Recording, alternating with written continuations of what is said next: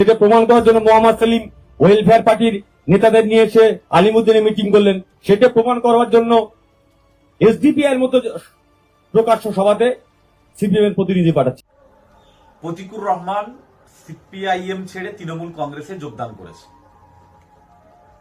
তো যে কেউ রাজনৈতিকভাবে দলবদল করতেই পারে, এটা তার ব্যক্তি স্বাধীনতা, এটা তার গণতান্ত্রিক অধিকার। কিন্তু এই রাজনৈতিক দলবদলের পূর্ব মুহূর্তে ওয়েলফেয়ার পার্টি অফ ইন্ডিয়াকে লক্ষ্য করে প্রতিকুর রহমান যে ভিত্তিহীন এবং অযৌক্তিক মন্তব্য করেছে, ওয়েলফেয়ার পার্টি অফ ইন্ডিয়ার একজন দায়িত্বশীল হিসাবে আমি প্রতিকুর রহমানের এই মন্তব্যের তীব্র নিন্দা জানাচ্ছি এবং প্রতিবাদ জানাচ্ছি। আমি মনে করি প্রতিকুর রহমান এটা উদ্দেশ্য প্রণোদিতভাবে ভিত্তিহীন এবং অযৌক্তিক মন্তব্য করেছে। ওয়েলফেয়ার পার্টি অফ ইন্ডিয়া 2011 সাল থেকে ভারতবর্ষের সাংবিধানিক মর্যাদা, গণতান্ত্রিক অধিকার, সামাজিক ন্যায় এবং স্বচ্ছ রাজনীতির পক্ষে নিরলস লড়াই করে যাচ্ছে।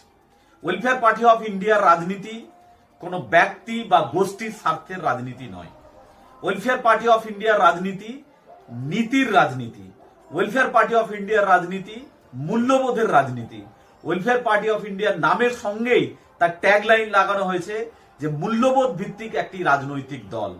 অর্থাৎ ভারতবর্ষের যে সাংবিধানিক মর্যাদা, ভারতবর্ষের সাংবিধানিক যে মূল্যবোধ, সেই সাংবিধানিক মূল্যবোধকে রাজনীতির ময়দানে প্রতিষ্ঠা করার জন্য ওয়েলফেয়ার পার্টি নিরলসভাবে প্রচেষ্টা চালিয়ে যাচ্ছে।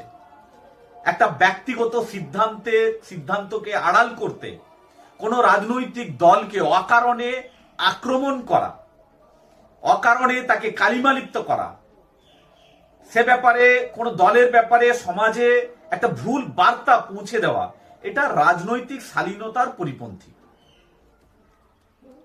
কোন দলের ব্যাপারে সমালোচনা থাকতেই পারে।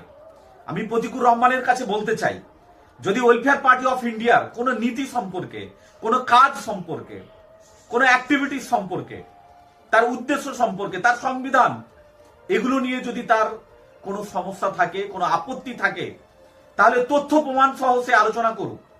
আমরা নীতিগতভাবে খোলাখুলি আলোচনা করতে আমরা পছন্দ করি।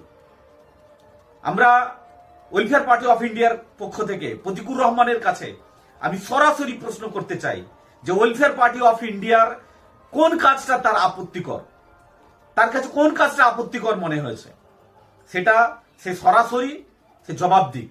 আমরা সেই জবাবের অপেক্ষায় থাকলাম।